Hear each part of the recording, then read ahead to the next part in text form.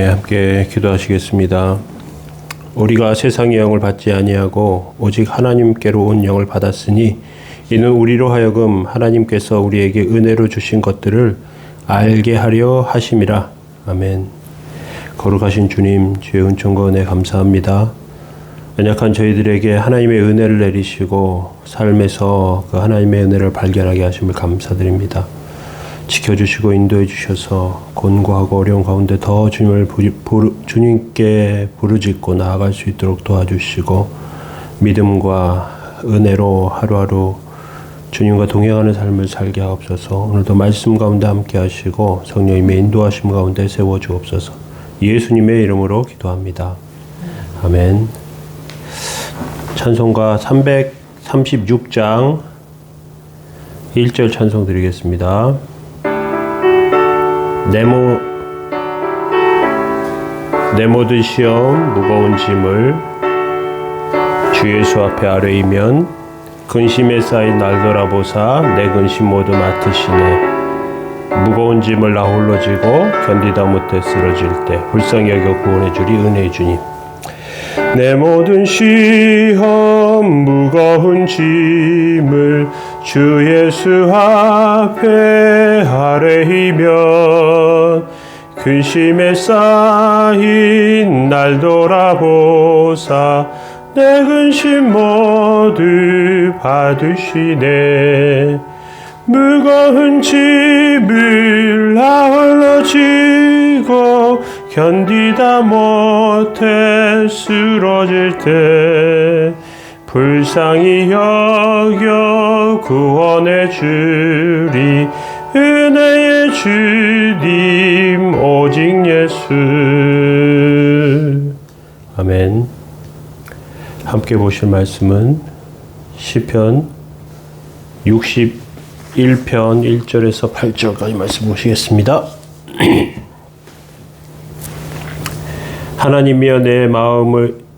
하나님이여 나의 부르짖음을 들으시며 내 기도에 유의하소서. 내 마음이 약해질 때에 땅끝에서부터 주께 부르짖으오리니 나보다 높은 바위에 나를 인도하소서. 주는 나의 피난처시요 원수를 피하는 견고한 망대심이니이다. 내가 영원히 주의 장막에 머물며 내가 주의 날개 아래로 피하리이다. 셀라. 주 하나님이여 주께서 나의 서원을 들으시고 주의 이름을 경외하는 자가 얻을 기업을 내게 주셨나이다. 주께서 왕에게 장수하게 하사 그의 나이가 여러 대에 미치게 하시리이다. 그가 영원히 하나님 앞에서 거주하리니 인자와 진리를 예비하사 그를 보호하소서. 그리하시면 내가 주의 이름을 영원히 찬양하며 매일 나의 서원을 이행하리이다. 아멘. 오늘 시편 61편 땅끝에서 드리는 기도 마지막 시간입니다. 오늘 마지막 시편 61편의 마지막 말씀은 하나님과의 약속입니다.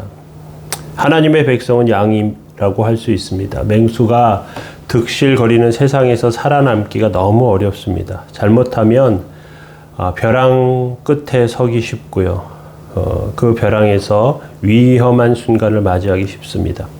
사냥 같은 경우에 절벽 끝에 서는 재주가 탁월합니다. 그 발끝을 작은 틈에 이렇게 대고 사냥은 그 깎아지는 절벽을 뛰어오르기도 하고요. 작은 바위에서도 이리저리 뛰면서 그렇게 서 있습니다. 그런데 집에서 키우는 양은 절벽에 서는 재주가 없어요. 양에게는 집이 필요하고 목자가 반드시 필요합니다. 그런데 우리 눈에 목자가 보이지 않습니다. 또 우리 눈에는 집도 없는 것 같아요.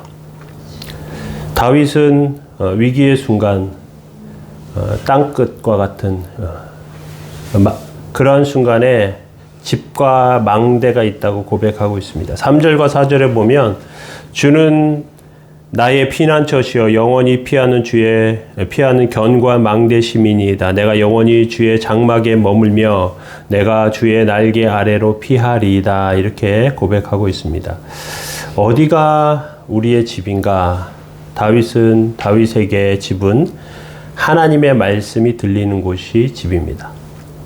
야곱이 형 에서를 피해서 브엘세바에서 하란으로 도망치다가 들판에서 노숙을 하게 되었습니다. 그는 돌 베개를 베고 잠을 자는데 그곳에서 하나님께서 함께 하심을 경험하게 됩니다. 들판에 누워 있다는 것은 자기가 할 수 있는 것이 아무것도 없는 것 같아요. 시체와 같습니다. 그런데 그 들판에서 야곱은 하나님의 음성을 들었고요. 여기가 하나님의 집이요 하늘의 문이다, 이렇게 고백한 것을 볼 수 있습니다.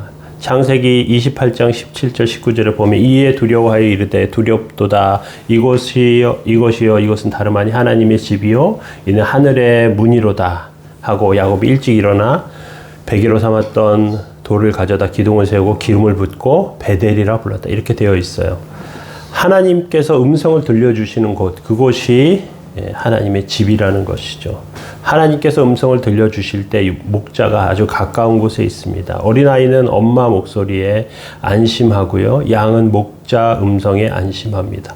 하나님의 말씀을 듣는 곳이 내가 안전하게 쉴 수 있는, 살 수 있는 집이라는 것입니다.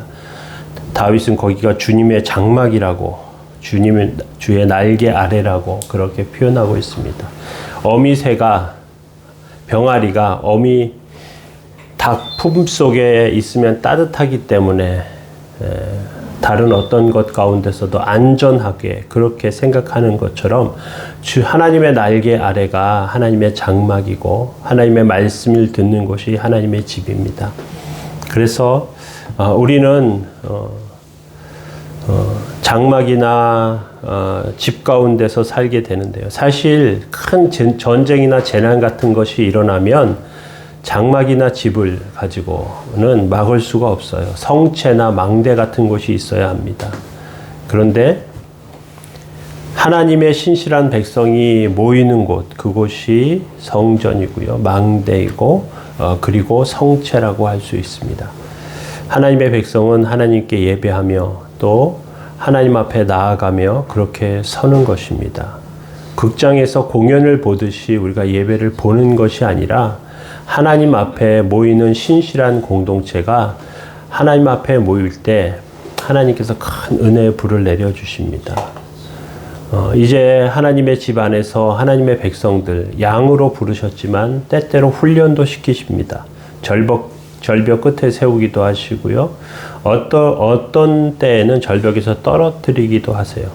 그런데 우리가 절벽 끝에 서 있다고 해서 반드시 떨어져 죽지 않습니다. 왜냐하면 하나님의 품 안에서 우리가 거하기 때문에 그래요. 5절에 보면 이런 말씀을 하십니다. 주 하나님이여, 주께서 나의 서원을 들으시고 주의 이름을 경외하는 자가 얻을 기업을 내게 주셨나이다.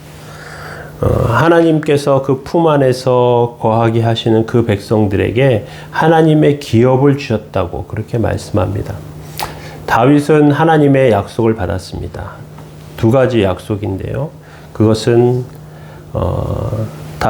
5절에 있는 말씀처럼 주의 이름을 경외하는 자가 얻을 기업을 주시는 것이고요. 또 한 가지는 다윗의 왕조가 영원한 그런 왕을 장수하게 하사 6절에 그의 나이가 여러 대에 미치게 하시리이다.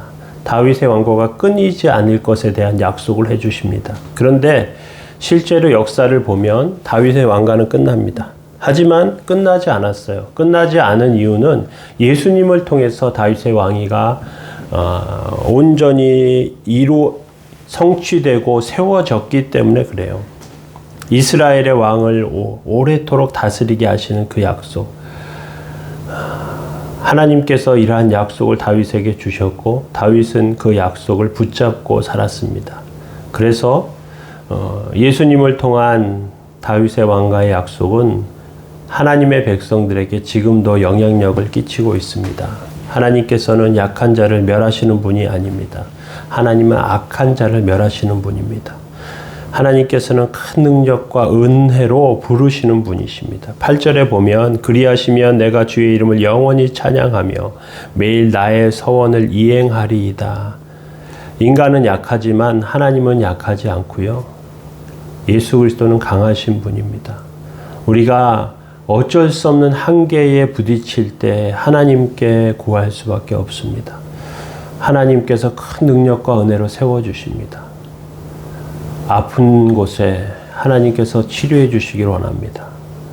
나의 인생과 삶의 문제를 하나님께서 해결해 주시길 원합니다. 그렇게 해서는 저와 여러분들 다 되시길 예수님의 이름으로 축원합니다.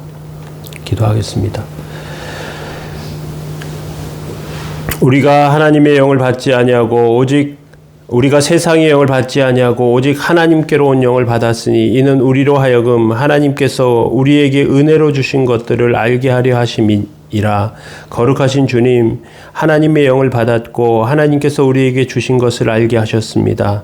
하나님께서 저희들을 붙드셨고 부르시며 세우시고 하나님 앞에 서원하게 하시고 그 약속을 이행하게 하시는 줄로 압니다.